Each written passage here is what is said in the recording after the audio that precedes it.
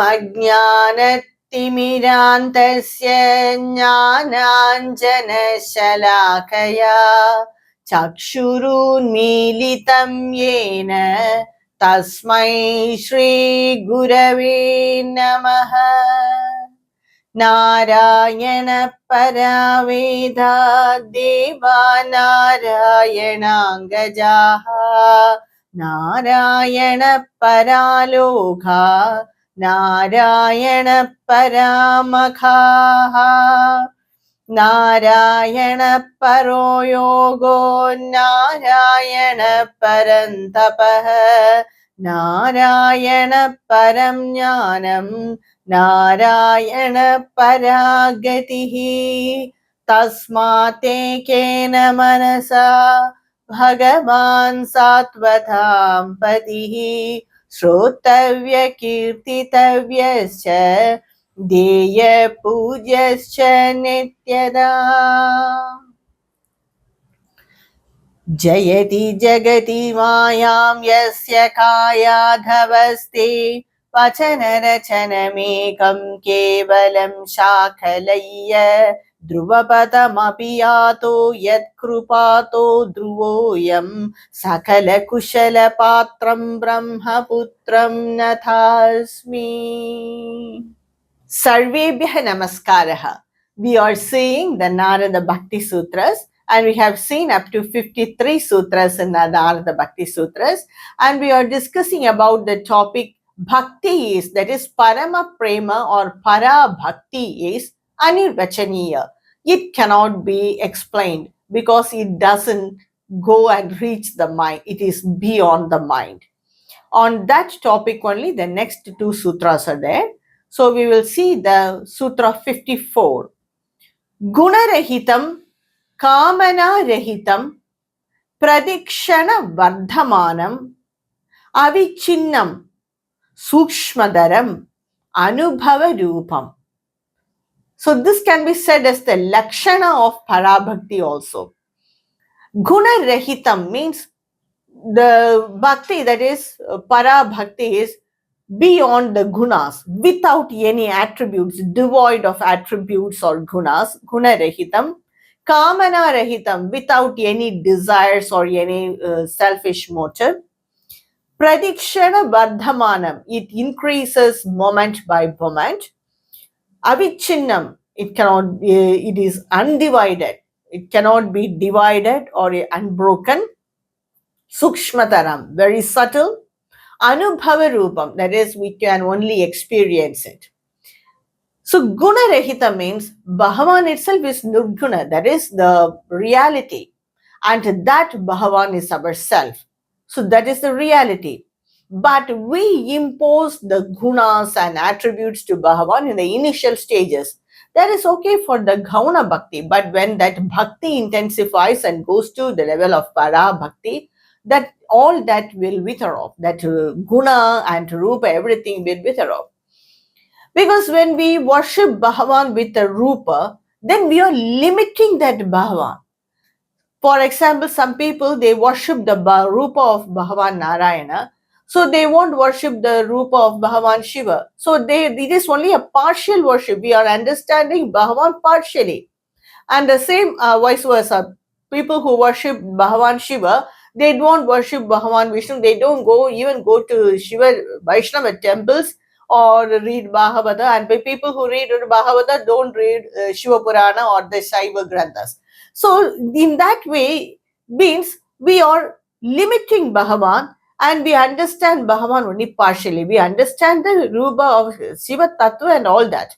When we advance in that Shiva Tattva, we understand that Bhagavan is Nirguna. Or if we are the Vaishnava Bhaktas, we read the Bhagavata and all that. Bhagavatam is the Bhashya for Brahma Sutra itself. Many acharyas say like that. So when we read Bhagavatam and in the initial stages, that bhakti will be different only. Bhagavan is different. We view Narayana as different and we view Shiva as different. But when we go in that and when we reach that Para Bhakti state, then there is no difference. There is no guna for Bhagavan. Bhagavan is nirguna. That is his reality. That is the truth. That is the ultimate truth.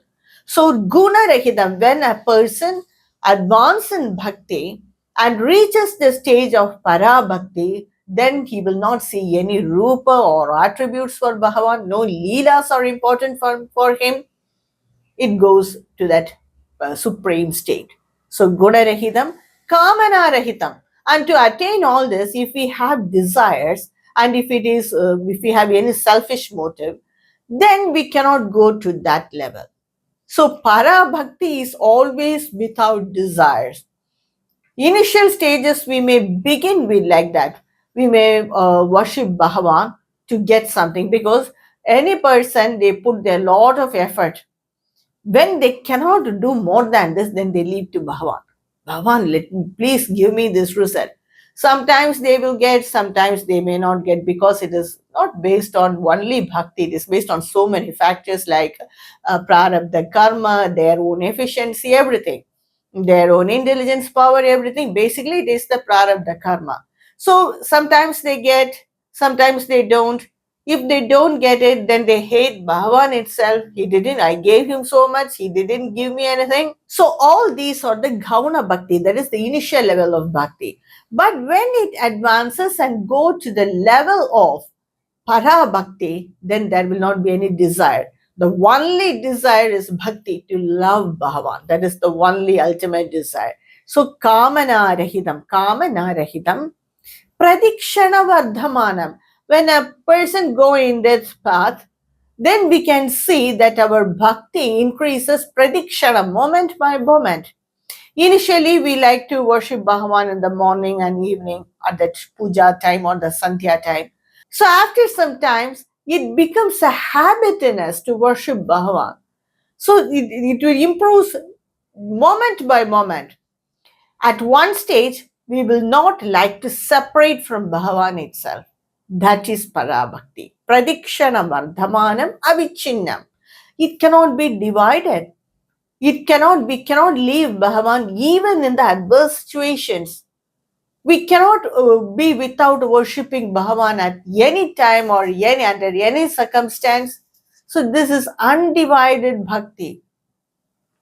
Some people, when they were not physically fit to worship Bhagavan, they will break that worship. But if they are para bhaktas, whatever may be the physical condition, it won't affect us. Because they have gone beyond that body, mind consciousness and reached that para level, supreme bhakti. So that is undivided, avichinnam and sukshmadaram. Definitely it is sukshmadaram, because initially the form, we were worship the form, so it is gross worship. So when we will like to hear the leelas of Bhagavan, all these are in gross worship only. But one stage, it goes into the Sukshmadara level, very subtle level. And that is the beginning of the Para Bhakti.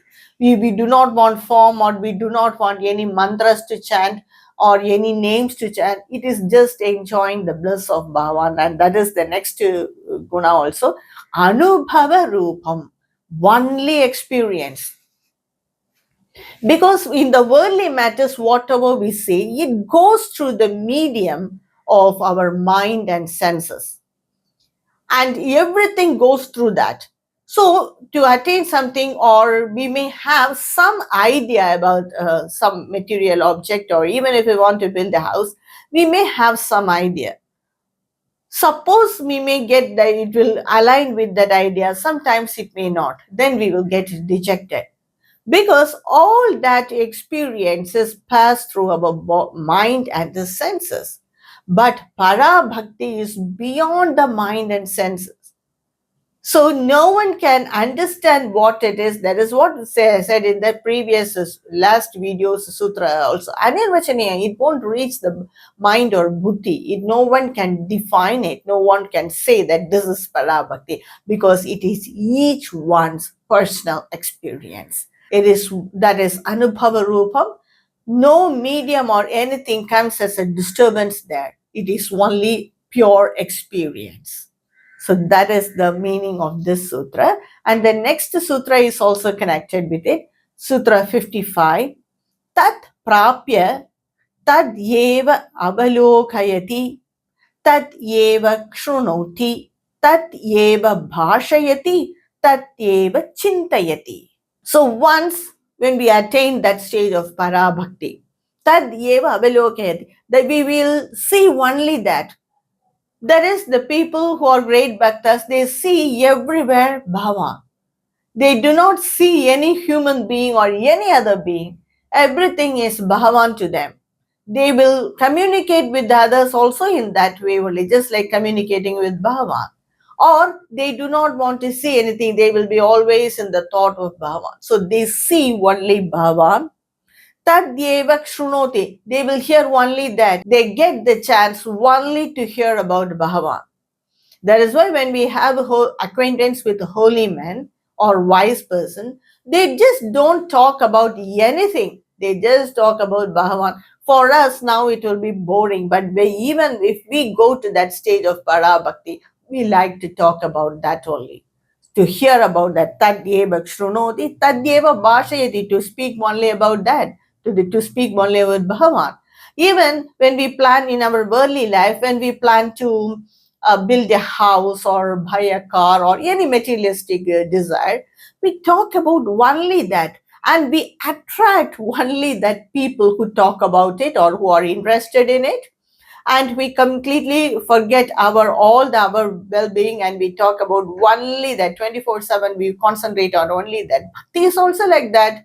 When we concentrate on Bhagavan, we only get the chance to hear about Bhagavan, and they also like to talk about Bhagavan only. Tadyeva bhashayati, tadyeva chintayati, always thinking about Bhagavan. They do not want to think about anything, because when they think about anything or talk about something else, then their bhakti get divided. It is broken, isn't it? It should not be broken. Even if they talk about something worldly matter, in the back of the mind they will be thinking about Bhagavan only. So that always thinking about Bhagavan, when they speak about Bhagavan, continuously think about Bhagavan, see Bhagavan, they are with their own self. So nothing can disturb them. Nothing goes near them. They always are so peaceful because they are with their own self, and all their emotion, when we have other emotions, thoughts and everything, all that are limited by time, either limited by time or space or anything. They are limited object or anything. Something or other comes as an intrusion, and we will cannot proceed with it. But the thought about of Bhava is not like that. It won't get broken at all, because it is unlimited by time. Only the thought of Bhagavan is unlimited by time. And at one stage, they do not feel any difference between themselves and Bhagavan. That is the Para Bhakti. That is the Parama Prema and Para Bhakti. Bhagavan also get dissolved in that bhakti. The bhakta also gets dissolved in that bhakti. Only bhakti remains. Even when such a holy person go to the outside world and mingle with the outside world, they will experience only Bhagavan, because their mind is so attached with Bhagavan. They see everything as Bhagavan and not as the outside world. That is the situation, and that is the state of a para bhakti. That's the state of para bhakti, and that is the state of parama prema towards Bhagavan. So that is explained in these sutras. So about the next two sutras, I will continue in my next upload. Om Namo Narayanaaya.